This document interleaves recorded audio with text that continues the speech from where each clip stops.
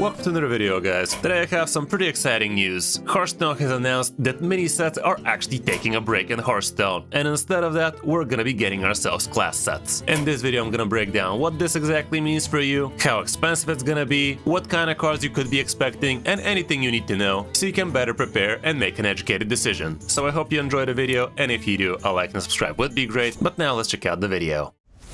You are not prepared!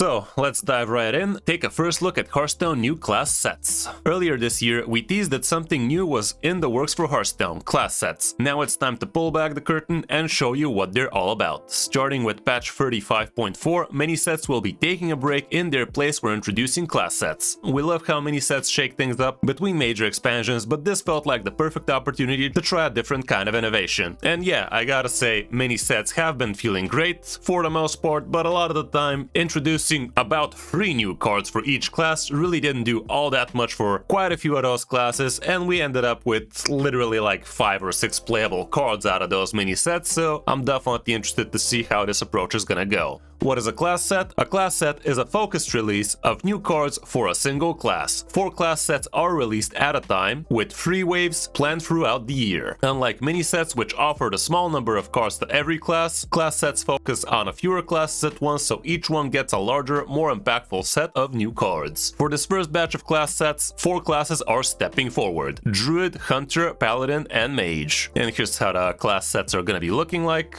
Definitely looks kinda cool, and spoiler alert, you will be able to actually buy yourself separate class sets, but obviously buying all 4 in a bundle is gonna be much cheaper and probably better. Each of these classes will be receiving a tailored set of cards designed to dial up class fantasy, support new existing archetypes, and give you plenty of room to experiment in deck building and gameplay. While we're trying class sets, this change comes from a few clear goals with the Hearthstone design team. Stronger class moments, focusing on fewer classes lets us give each a distinct game plan and identity, making them shine more than before. More noticeable meta shifts, concentrated releases, bring clearer day one changes, you'll see what's new and feel how the landscape shifts right away. More impactful updates throughout the year, different classes will rotate into the spotlight, keeping the meta dynamic without changing everything at once. If your favorite class is not part of the initial lineup, we know that can be a bummer, but this approach lets each class shine brighter when its turn comes, and you will have its moment later this year. And personally, it's kind of a bummer not seeing Warlock amongst these, cause right now Warlock is definitely quite down. Surprisingly, same can be said for Death Knight, which is rarely the case, but right now it's definitely seen better days. And on the other hand, Pally is definitely top tier, Druid is definitely shining quite bright this expansion, even after the patch, and Hunter is also definitely not bad. Mage I'm definitely happy seeing here, but to be fair, decisions like this are made way before we actually get to see how the meta is panning out, so you can't really blame Hearthstone for them pushing stronger archetypes even stronger, while as the weak classes are remaining weak. In the end of the day, it was anyone's guess how that one's gonna pan out. Like, this thing is probably figured out more than a year ago, so there's that. Preview the Restoration of Azeroth class sets. Now take a closer look at the 4 classes kicking things off. Deathwing devastated Azeroth, and now it's time to rebuild. Druid, Hunter, Paladin, and Mage lead the charge to mend the broken lands and restore Azeroth to its former glory. The theme of rejuvenation and empowerment runs through the Restoration of Azeroth class sets, offering new combos and synergies. Each class set delivers a full package of 7 new cards, and here's a preview of some of the cards you'll find in these class sets. Starting off with Druid. And yeah, having 7 cards per class set definitely should be making quite the bigger impact than the previously just 3 cards per, so I'm definitely excited to see how things go. And not to mention, every class is going to be receiving an extra legendary card through these class sets, instead of just seeing just 3 legendaries per mini set for classes and some random neutral, so there is that. Anyway, with the Druids focus on healing Azeroth by restoring broken ecosystems, and that patience first mindset defines how the class plays. We have a 7-mana 4/4 Bashana Rune Totem. Battlecry, get 3 2/2 Treants, carve 12 mana worth of nature spells into them. And here's how the Treant is looking like: 1 mana 2/2 that casts another card. Basically casts another nature spell depending on what you got carved into it. And fun fact, this thing will be able to get stuff from other classes, like let's say Typhoon from Shaman and so on and so forth. So that definitely should be interesting. But from a first glance it kinda seems slow, but to be fair, this is a much better version of the Highborn Mentor, which kinda used to do the same thing, but this way you're gonna actually get yourself free spells this way, a lot more options to discover. So yeah, I do believe it should be a decent card, albeit Highborn Mentor rarely saw any play, and when it did, it wasn't anything to write home about. It still looks kinda promising. The Druid class set is built for a longer game, mixing spells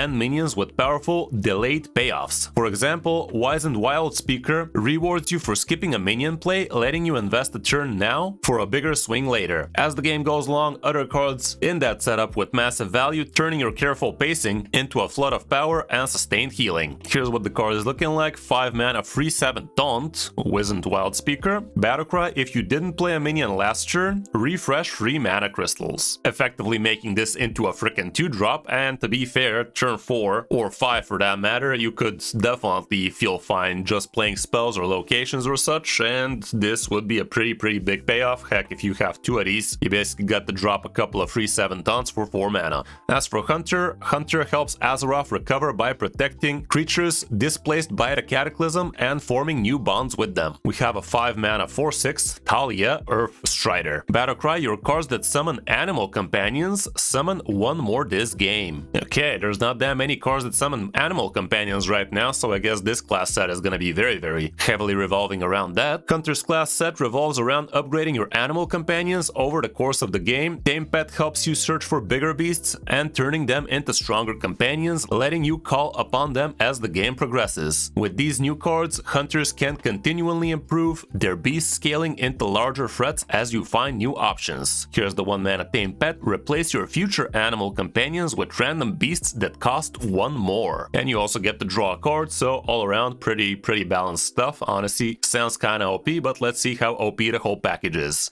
Moving down to Paladin. Paladins restore Azeroth by rebuilding communities and bringing order back to the fractured world. Here we have a 5 mana 5/6 Arator the Redeemer. Battlecry: double the stats of all friendly Silverhand recruits and give them taunt. Right now we don't have that many cards that actually give you Silverhand recruits, so again, obviously this is what this class set is gonna be revolving around. And here with the Paladin class set focused on empowering Silverhand recruits and turning small boards into big armies. Emboldening Blade helps your recruits grow into threats. Use cards like Muster for battle to quickly fill the board, then drop Arator the Redeemer to push your army even further. And here we can see it's a 5 mana 3/2 weapon. Battlecry: give your Silverhand recruits +1/+1 this game. Okay, good news, it's a Battlecry, so you don't have to break the weapon for the effect to take effect. And having a couple of these basically makes your Silverhands into a free freeze eventually. The weapon is kinda expensive, so I wouldn't expect this to be a super fast deck, but more of a mid-range kind of playstyle. Definitely looking forward to see how that one pans out.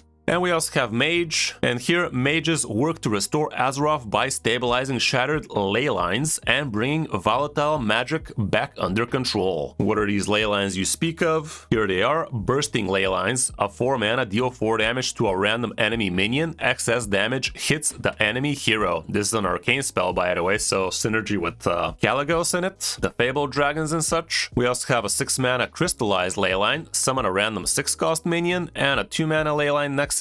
Draw a card, it costs 1 less. The Mage class set centers on ley lines, powerful spells that can be upgraded over the course of the game. There are free ley line spells, and new cards will let you enhance them by increasing their power, reducing their cost, or making them trigger additional times. This creates a flexible spell package that rewards small sequencing and long-term planning. And here's what it looks like: the 7 mana legendary, the Acronomicon. Get all 3 ley lines, choose an upgrade for your ley lines. Here's what the upgrades are: your ley lines triggers an additional time this game, your ley lines cost 2 less this game, or increase the effectiveness of your ley lines by 2 this game. All of those sound pretty good, so basically you could make this into a 2 mana, into a 4 mana, into a 0 mana, or you can deal the damage twice, summon 2 6-drops, draw 2 cards, or make this deal 6 damage, summon 8 drops, or discount by 3. I still believe it's gonna draw a card, because if it was planning to get improved, it would be draw 1 card, like one like this. So improving this is not gonna change the text above. But yeah, all around it does sound pretty interesting. Looking forward to see how that pans out.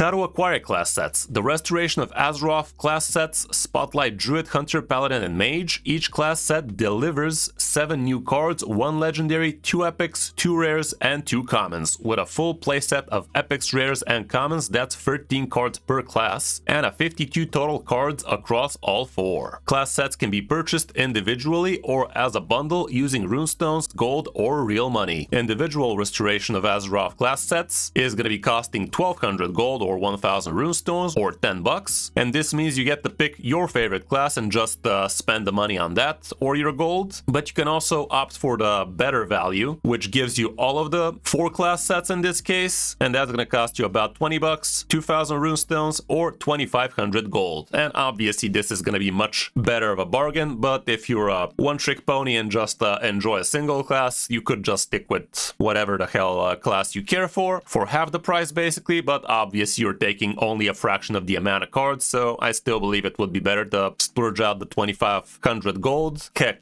even if you're a one-trick pony, you can just still disenchant the legendary cards you're getting from the other classes, and I still think you are going to be ahead from the whole ordeal. And if you're a filthy whale, you could also be spending $80 or 8,000 runestones or 12,000 gold if you want to get the whole thing in gold, and that's definitely not a bad option too if you are a collector. Cool thing about spending on the 4-class bundle is you're also going to get yourself the Cultivating Sprite, which is looking like quite the interesting card. It's basically like Gorgon's Zormu from before. It's a free mana free battle cry. Get a free cost bulb that casts free random 1-cost spells. It upgrades each turn. So basically the sooner you play this, the better it's going to amp up, and eventually it's going to cost you free 5-cost, 6-cost, heck, gajillion cost spells eventually, and that's a lot like Gorgon's Zormu, but it's quite random. Like, spells can be very, very weird like that. You don't get to discover them or anything like that, so it should be quite the random bullshit fiesta, but some people are into that. Also, Restoration of Azeroth class set cards can also be obtained in Cataclysm packs or crafted with dust, including the Cultivating Sprite bonus cards. So if you don't care about buying the 4 classes at the same time, you could just purge out the 400 dust and get this guy like that instead, or open just the Cataclysm packs.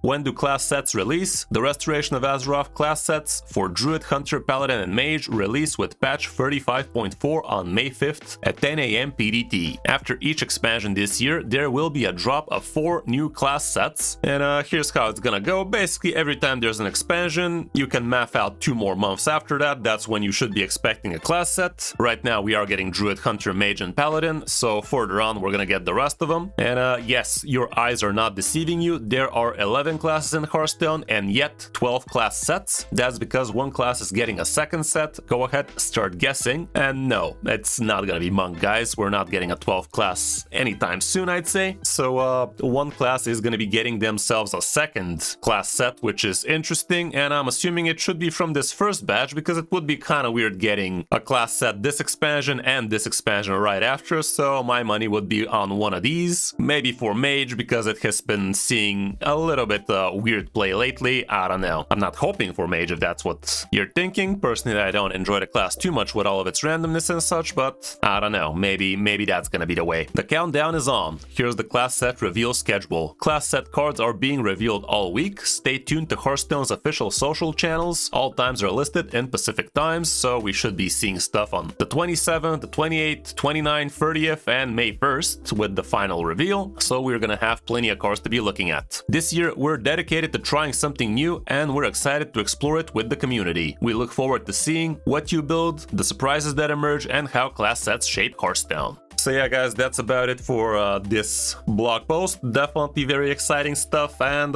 yeah, should be interesting. And even though 7 other classes are not receiving any new cards right now, this doesn't mean that those classes are not going to be happy about these mini sets, because once something new emerges, other older archetypes might actually start feeding off of those. So with the new emerging archetypes, if some of them become really strong, maybe some old archetypes for the other classes are actually going to be able to breathe because of those. So yeah, guys, that's gonna be it for this video. I hope you enjoyed it, and if you did, a like and subscribe would be awesome, and do let me know in the comments if you guys think this would be a good change for Hearthstone. Personally, I think it is definitely worth a shot. Thanks for watching, guys. I'm Kris05, and I'll see you in my next video or stream.